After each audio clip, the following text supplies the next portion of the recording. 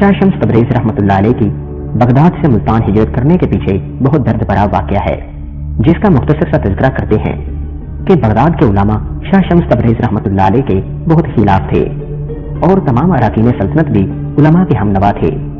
انجام کار کہ بادشاہ کی مرضی کے خلاف بڑے مجمع میں حضرت شمس تبریز رحمۃ اللہ علیہ کی کھال کھینچ لی گئی اور اس حالت میں بغداد سے نکال دیا گیا کہ پورا جسم لہو لہان تھا۔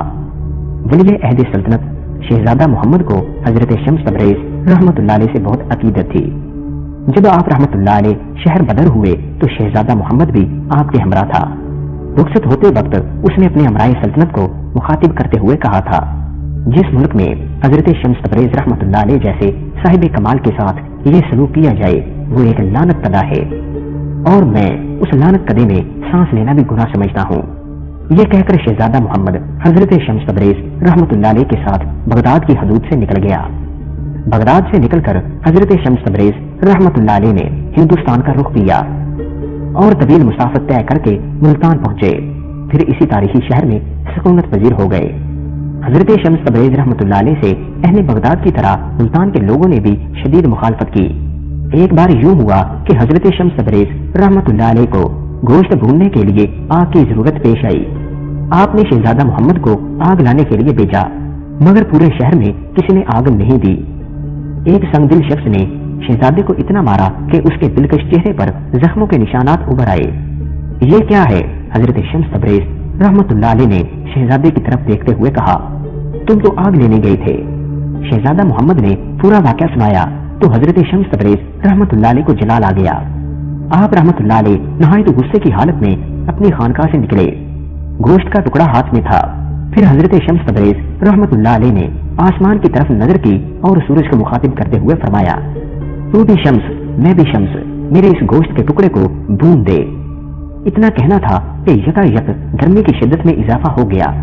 پھر یہ گرمی اتنی بڑی کہ اہل ملتان چیخ اٹھے، در و دیوار جل رہے تھے اور پورا شہر آگ کی بھٹی بن کر رہ گیا تھا۔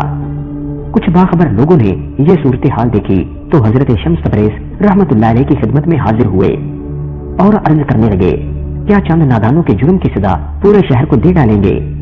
یہ نادان نہیں، سفاک ہیں۔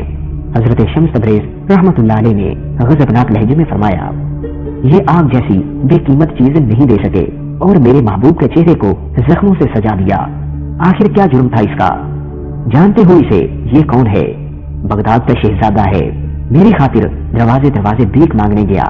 میں اس کے زخموں کو کیسے بھول سکتا ہوں؟ جب تک سارے شہر کے جسم آگوں سے نہیں بھر جائیں گے اس وقت تک مجھے قرار نہیں آئے گا۔ یہ آپ کے مقام سے واقف نہیں، خدا کے لیے انہیں معاف کر دیجئے۔ ملتان کے بنائے راز حضرات نے اپنے ہم وطنوں کی سفارش کرتے ہوئے کہا، اور یہ بات آپ جیسے بزرگ کی شایان شان بھی نہیں۔ خیر، جب خدا کو درمیان میں لے آئے ہو تو معاف کیے دیتا ہوں۔ حضرت شمس تبریز رحمۃ اللہ علیہ نے مقامی لوگوں کی جماعت سے فرمایا اور پھر سورج سے مخاطب ہوئے، اپنی حرارت کم کر دے، پتہ نہیں یہ لوگ روز حشر کی گرمی کو کیسے برداشت کریں گے۔